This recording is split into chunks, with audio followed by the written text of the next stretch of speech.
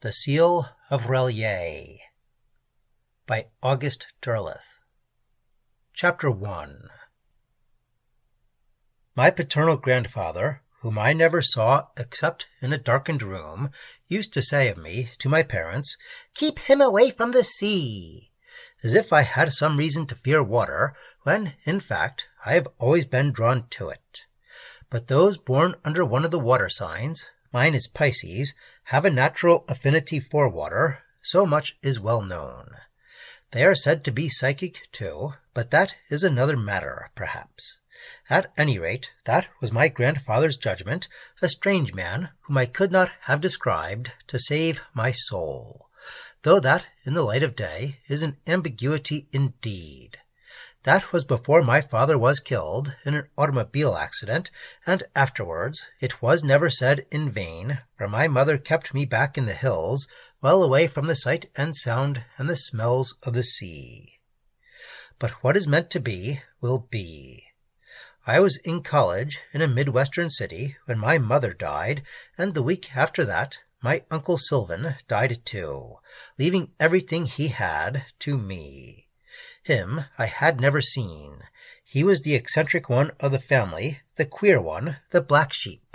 He was known by a variety of names, and disparaged in all of them, except by my grandfather, who did not speak of him at all without sighing. I was, in fact, the last of my grandfather's direct line. There was a great-uncle living somewhere in Asia, I always understood, though what he did there no one seemed to know, except that it had something to do with the sea, shipping perhaps, and so it was only natural that I should inherit my Uncle Sylvan's places. For he had two, and both, as luck would have it, were on the sea, one in a Massachusetts town called Innsmouth, and the other isolated on the coast well above that town.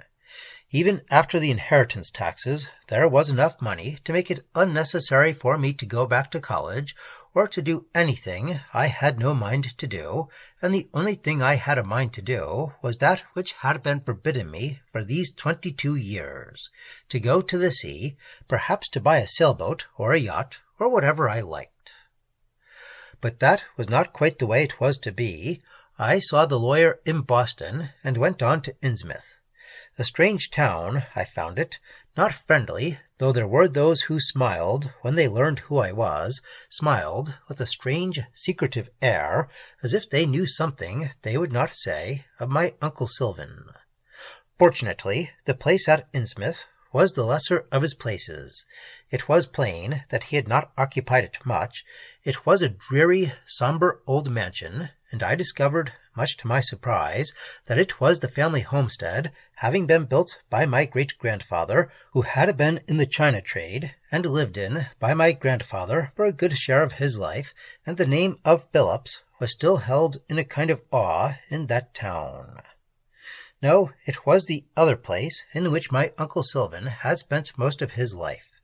He was only 50 when he died, but he had lived much like my grandfather. He had not been seen about much, being seldom away from that darkly overgrown house which crowned a rocky bluff on the coast above Innsmouth.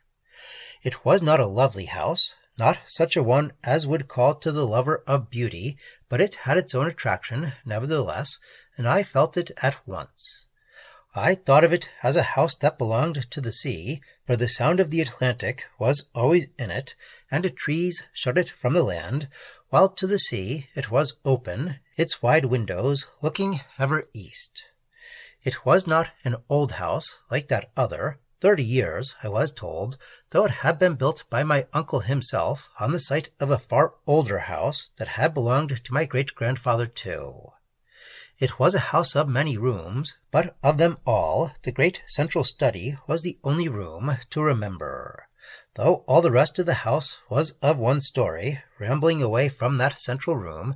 That room had the height of 2 stories, and was sunken besides, with its walls covered with books and all manner of curios, particularly outre and suggestive carvings and sculptures, paintings and masks which came from many places of the world, but especially from the Polynesias, from Aztec, Maya, and Inca country, and from ancient Indian tribes in the northwest coastal areas of the North American continent.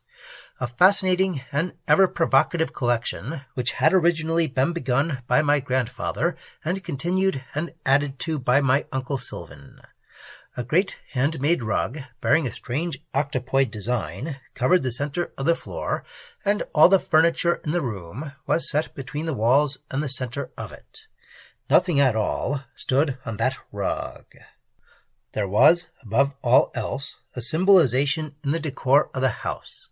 Here and there, woven into rugs, beginning with that great round rug in the central room, into hangings on plaques, was a design which seemed to be of a singularly perplexing seal, a round disc-like pattern bearing on it a crude likeness of the astronomical symbol of Aquarius, the water carrier, a likeness that might have been drawn remote ages ago when the shape of Aquarius was not as it is today, surmounting a hauntingly indefinite suggestion of a buried city, against which, in the precise center of the disk, was imposed an indescribable figure that was at once ichthyaic and saurian, simultaneously octopoid and semi-human, which, though drawn in miniature, was clearly intended to represent a colossus in someone's imagination.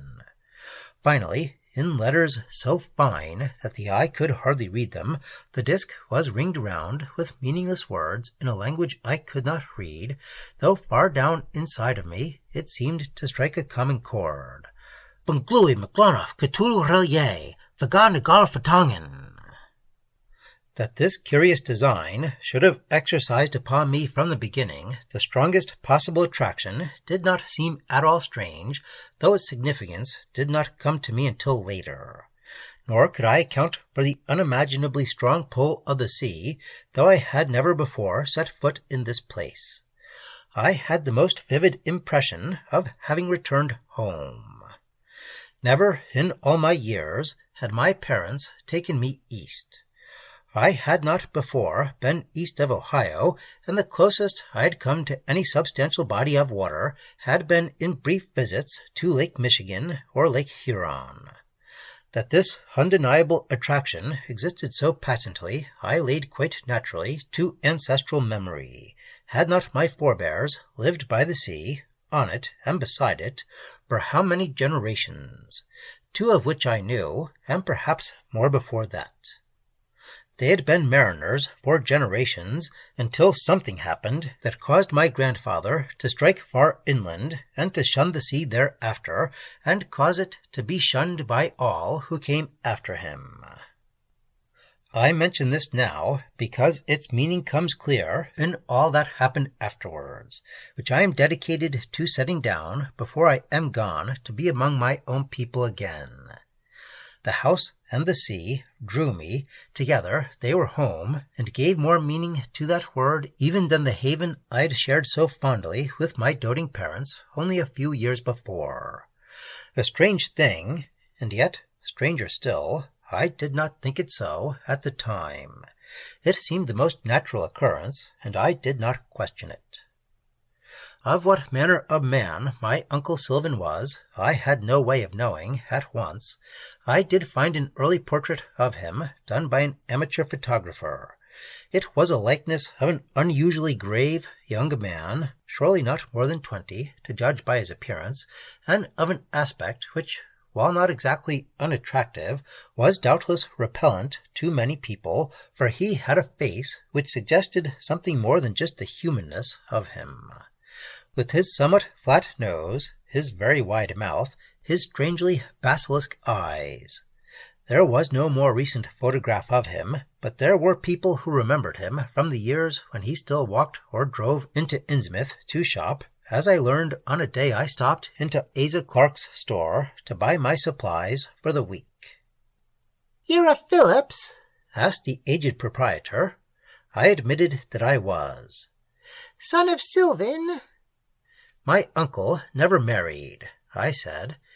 "We've had naught but his word for that," he replied. "Then you'll be Jared's son. How is he?" "Dead." The old man shook his head. Dead too, hey? The last of that generation, then. And you... I'm the last of mine. The Phillipses were once high and mighty hereabouts, an old family, but you'll know it. I said I did not. I had come from the Midwest, and had little knowledge of my forebears. That's so. He gazed at me for a moment, almost in disbelief. Well, the Phillipses go back about as far as the marshes. The two were in business long ago, together, China trade, shipped from here and Boston for the Orient, Japan, China, the islands, and they brought back... But here he stopped, his face paled a little, and he shrugged. Many things. Aye, many things indeed. He gave me a baffling look. Ye figuring to stay hereabouts? I told him I'd inherited and moved into my uncle's place on the coast. I was now looking for servants to staff it. You'll not find 'em, he said, shaking his head. The place is too far up the coast and much disliked. If any more of the Phillipses were left... He spread his hands helplessly. But most of them died in 28, that time of the explosion and the fire. Still, ye might find a marsh or two who'd do for you. They're still about. Not so many of 'em died that night. With this oblique and mystifying reference, I was not then concerned. My first thought was of someone to help me at my uncle's house. Marsh, I repeated. Can you name one and give me his address? There is one, he said thoughtfully, and then smiled as if to himself. That was how I came to meet Ada Marsh. She was 25, but there were days when she looked much younger, and other days when she looked older. I went to her home, found her, asked her to come work for me days. She had a car of her own, even if but an old-fashioned Model T. She could drive it up and back, and the prospect of working in what she called strangely Sylvan's hiding seemed to appeal to her. Indeed, she seemed almost eager to come, and promised to come that day still, if I wished her to. She was not a good-looking girl, but like my uncle, she was strangely attractive to me, however much she may have turned others away. There was a certain charm about her wide, flat-lipped mouth, and her eyes, which were undeniably cold, seemed often very warm to me. She came the following morning, and it was plain to me that she had been in the house before, for she walked about as if she knew it. "You have been here before," I challenged her. "The Marshes and the Phillipses are old friends," she said, and looked at me as if I must have known. And indeed, I felt at that moment as if I did certainly know it was just as she said. Old friends, as old, Mr. Phillips, as the earth itself is old as the water carrier and the water." She, too, was strange. She had been here as a guest of Uncle Sylvan, I found out, more than once. Now, without hesitation, she had come to work for me, and with such a curious smile on her lips, as old as the water carrier and the water, which made me to think of the design which lay all about us, and for the first time, I now believe, thinking back upon it, implanting in me a certain feeling of uneasiness. But the second moment of it was but a few words away. "Have you heard, Mr. Phillips?" she asked then. "Heard what?" I asked. "If you had heard, you would not need to be told." But her real purpose was not to come to work for me, I soon found out. It was to have access to the house, as I learned when I came back up from the beach ahead of schedule, and found her engrossed not in work, but in a systematic and detailed search of the great central room. I watched her for a while, how she moved books, leafed through them, how she carefully lifted the pictures on the walls, the sculptures on the shelves, looking into every place where something might be hidden. I went back and slammed the door then, so that when I walked into the study, she was at work dusting, quite as if she had never been at anything else. It was my impulse to speak, but I foresaw that it would not do to tip my hand. If she sought something, perhaps I could find it first. So I said nothing, and that evening after she had gone, I took up where she had stopped, not knowing what to look for, but being able to estimate something of its size by the very fact of the places into which she had looked. Something compact, small, hardly larger than a book itself. Could it be a book? I asked myself repeatedly that night. For, of course, I found nothing, though I sought until midnight, and gave up only when I was exhausted, satisfied that I had gone farther in my search than Ada could go on the morrow, even if she had most of the day. I sat down to rest in one of the overstuffed chairs ranged close to the walls in that room, and there had my first hallucination. I call it so for want of a better, more precise word, for I was far from sleep when I heard a sound that was nothing so much as the susurrus of some great beast's breathing, and, wakened in a trice, was sure that the house itself, and the rock on which it sat, and the sea lapping at the rocks below, were at one in breathing, like various parts of one great sentient being, and I felt, as I had often felt when looking at the paintings of certain contemporary artists, Nichols in particular, who have seen earth and the contours of the land as representative of a great sleeping man or woman, felt as if I rested on chest or belly or forehead of a being so vast I could not comprehend its vastness. I do not remember how long the illusion lasted. I kept thinking of Ada Marsh's question, "Have you heard?" Was it this she meant? For surely the house and the rock on which it stood were alive, and as restless as the sea that flowed away to the horizon to the east. I sat experiencing the illusion for a long time. Did the house actually tremble as if in respiration? I believe it did, and at that time I laid it to some flaw in its structure, and accounted in its strange movement and sounds for the reluctance of other natives to work for me.